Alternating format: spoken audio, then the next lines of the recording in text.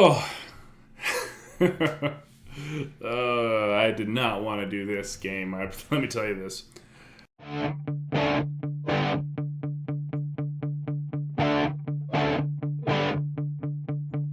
How's it going, guys? I'm excited to talk to you a little bit about this. As you know, we're kind of going on a gaming journey. A lot of games that I've missed. I'm doing live reactions to those Let's Plays on this channel. So if you're into that kind of stuff, feel free to join. We're doing a lot of different things. You know, we're playing Final Fantasy, all the Final Fantasy games for the very first time. We're playing Kingdom Come Deliverance. Once we cross 100 subscribers, I'm going to be platinuming Mass Effect Trilogy for the very first time. Yeah, I'd love to see you join. Let's talk BioShock.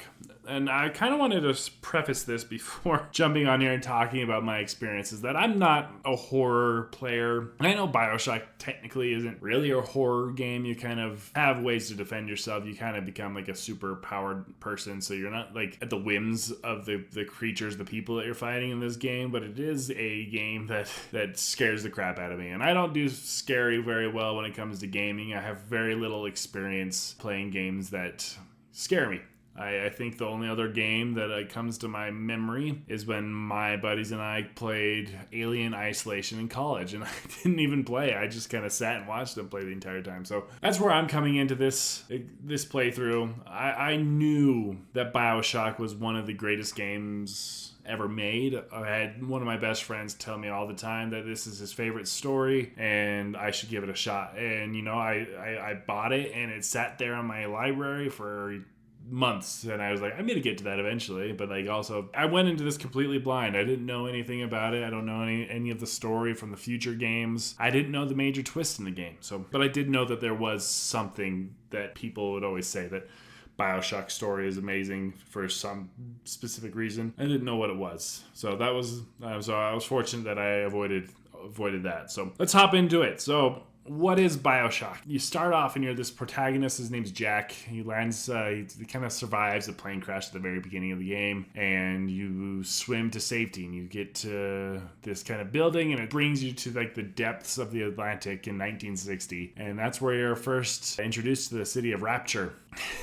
And it doesn't hold back. Immediately, I was spooked. Like, you kind of go into this tunnel, and then the first thing you see is one of the evil zombie-like genetically enhanced ladies just hacking up.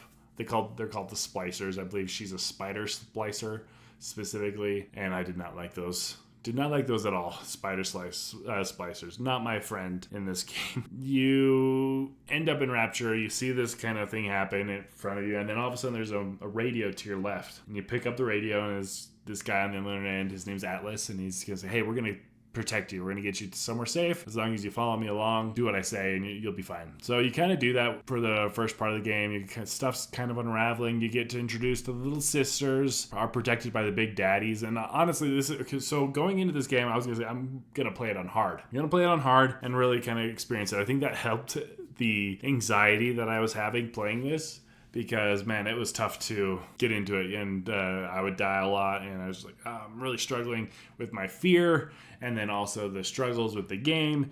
So I lowered it to medium difficulty, and because those big daddies would just wreck me, and every time I'd run into one, I'd run out of all of my health potions that I saved up to get. And you have to get the health, you have to beat the big daddies. You can't like go out of your way and not fight these guys, because you need the little sisters to get more powerful, so you can get better weapons or better power-ups. And you also get these, they're called Atom. It's like each of the little sisters are kind of plagued by this thing called Atom. You extract that from them, and then you in turn use that Atom to improve your abilities. And I kind of went into, and this is just how I am. I'm a good kind of player. So I wanted to save the little sisters. You can actually go and kind of kill them, and then you get more Atom for it. And like, I guess in like harder playthroughs, that's almost like a smarter way to go, just because you get more Atom, and Atom is a big deal, because those power-ups you get in the game are a big game changer for you. So we're guided by a mysterious figure named Atlas. You know, we're fighting through splicers and big daddies, and along the way we get these audio diaries that kind of giving snippets in and out of this story of what happened and why it is what it is now. And You know, where we learn from Atlas that Andrew Ryan, the kind of mayor creator of Rapture, is all behind this, and he's the reason why like everyone's gone crazy, and he's actually got Atlas's kid and his wife held hostage, and we're going to help Atlas and save his family because he's, you know, done us a solid. And I will say, before I get into the next part of the story, the game mechanics of BioShock the Remastered is done very poorly, and I don't want to offend anybody by any means, but and I had a few people tell me that maybe it's my headphones, and I don't think it's my headphones, because even on my recorded streams I go back and listen to it and it's the same way, but the audio balancing is off in this game. It's not as good. Maybe it's because it's so old and it's just kind of how it is, but I don't like how the audio works in this game, because you be like kind of walking around and then you hear one of the splicers right in your ear and you're like, oh crap, there's somebody nearby me, and you kind of whip around and you can't find anything, but they're actually right above you or below you, but you don't know that, or they're like far, like just barely in front of you. It's balanced not very well, and I don't like that as much. It didn't kind of ruin the experience for me, but it did kind of make me complain about it a little bit. And if it would have been fixed, if that was a seamless thing that they did, I think I would have enjoyed that game a lot better. Another thing, and then we'll get back to the good stuff, of the crashing is a problem in this. It nearly made me drop the game entirely. There's two separate occasions where I crashed, and you know, one I lost about an hour and a half worth of play, and the other one I lost about 30 minutes. And you know, the second one wasn't as bad, but the first one really kind of irked me because the game spooked me enough. It was very hard for me to kind of love it, and the fact that I kind of went through all that and then I lost a lot of playing time, it just wasn't a good player experience. And I really nearly dropped the game because I just couldn't do it anymore. I just didn't want to put the time and effort into the game just for it to crash on me. And I know you could probably go into it and save scum, and that way you don't lose as much, but like, this game is so environmentally engaging that like I don't want to be like pause and save every like 10 minutes, you know what I mean? Like the auto save feature should be a little bit more advanced than it is, and that's unfortunate, because I know I've talked to a few other people on TikTok and stuff like that have had the similar experience where they kind of drop the game after a few crashes. And it's a good game. It should be experienced, and it shouldn't have those game crashing bugs that make it a real pain to enjoy. So anyway, back to the story. You get to a point where you actually do meet Atlas for the first time, and you're running to, and you know his wife and daughter on this submarine thing, and you go and it explodes, and Atlas is obviously upset and he screams. And then, you know, you kind of go through a variety of different locations after you kind of see everything that happens with Atlas's family. You go to like kind of this grove area. So then the big twist happens, right? Atlas has sent you on this kill mission to kill Andrew Ryan. He's been the big bad this entire time, and you find out that Andrew's kind of behind this glass, and he gives this big speech about, well, let's just play it. Here's my reaction to it. Has overcome my final defense, and now he's come to murder me. In the end, what separates a man from a slave? Money? Power? No. A man chooses. A slave obeys.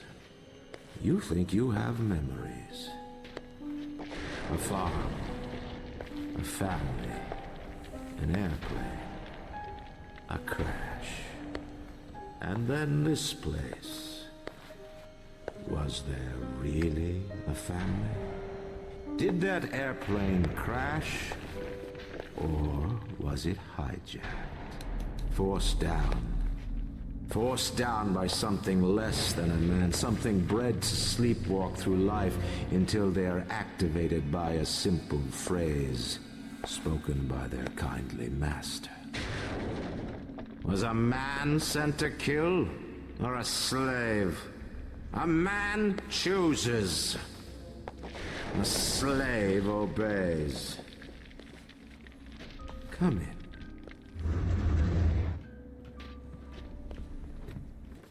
Stop, would you kindly?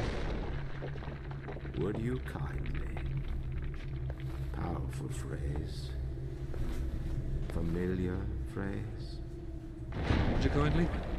Would you kindly get this? Would you kindly find that? Would you kindly find that? Would you kindly find? Would you kindly get this? Would you kindly head to Ryan's office and kill the son of a bitch?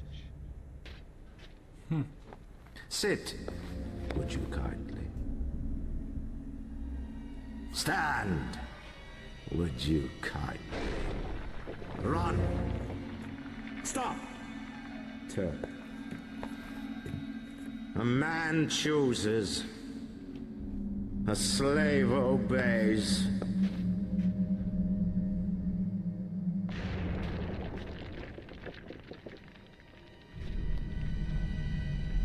Kill!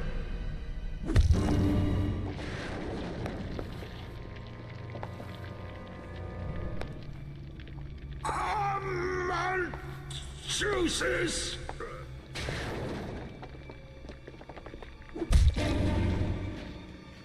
I don't want to kill him. He's got something to say.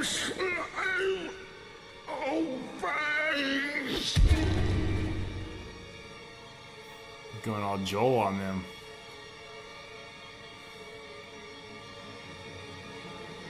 Obey! Well, he's dead.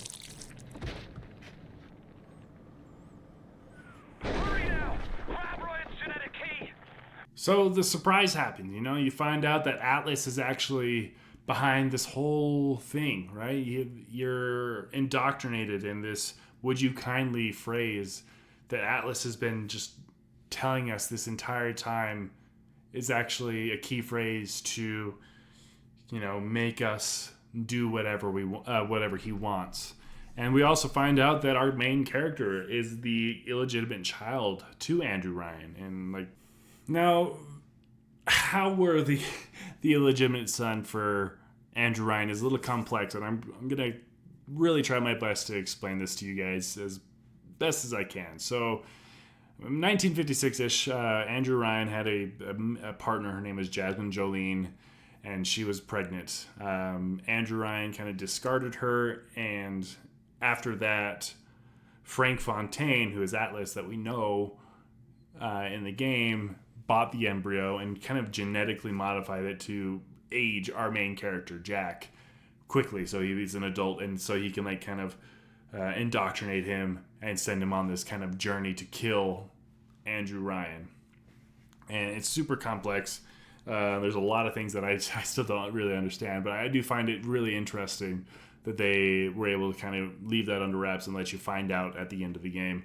And then you kind of go after Andrew Ryan kills himself in front of you. You go and take his card and turn off the kill switch. And then Frank Fontaine reveals himself as Atlas, whatever. He tells you who he really is. And he then takes control and then realizes that, I can kill you now. So he starts telling you that, like, all these different things. And then he's done with us, right? And then he wants us to kind of kill ourselves after that. So we're rescued by the little sisters. All those little sisters that we saved throughout the journey had come to our rescue to bring us to Bridget Tenenbaum, who kind of tells us how we can refigure our brain so we're not a monster or like a slave to Fontaine anymore. And the last arc of this show, really is us trying to rewire our brains, get away from Fontaine's grasps, and then also earn the trust of the little sisters. So we kind of become a big daddy ourselves, right? So we get the voice of a big daddy, we get the big daddy suit, and we kind of march our way down to Fontaine's office. And then the big battle against Fontaine. And it's just kind of a culmination of everything we fought. And then at the very end, it's a very sweet moment of, Bridget telling us rescued all these little sisters. These little girls have been prisoners to this Rapture, and they've never gotten to live outside of this place. And we're giving them that opportunity. And our actions in the game are allowing them to kind of go out and live a real life. And meet someone and fall in love and have children of their own and be on their own. And then it has this kind of a very nice culmination at the very end. And knowing that our main character really doesn't have a family of his own, that he kind of becomes like he adopts these little sisters and they are his family, and that at the ending of the game when he's on his deathbed as he's an old man, all the little sisters come back and like are there with him. It's a very sweet moment, something I really didn't expect, and I understand now why this game is as revered as it is, because it's such a complex narrative, something that I did not expect, obviously. And the spookiness aside, I'm very grateful that I got to play it. Some things I didn't like are the crashing and the audio problems that I had. But overall, it was a good experience. I'm glad I got to play it. I'll probably play the other two at some point. I have other games that I want to get through, but I hear BioShock 2 is not very good, but I'm an OCD person, and I think I got to play it just so I can enjoy Infinite. And I will play Infinite. That's the other one. So one of my good buddies also said that Infinite is one of his favorite stories as well. So we're going to go ahead and do that. And so I appreciate you guys if you're watching this far. That's my journey with BioShock. I had a lot of fun with it.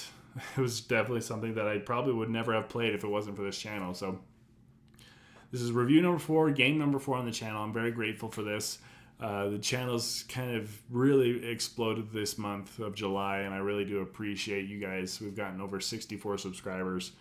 We're well on our way to our 100 subscriber mark for our first year as a channel. So thank you so much. If you enjoy kind of watching someone play through a game and then kind of afterwards give their thoughts on it, I would appreciate if you join the channel. It means a lot to me.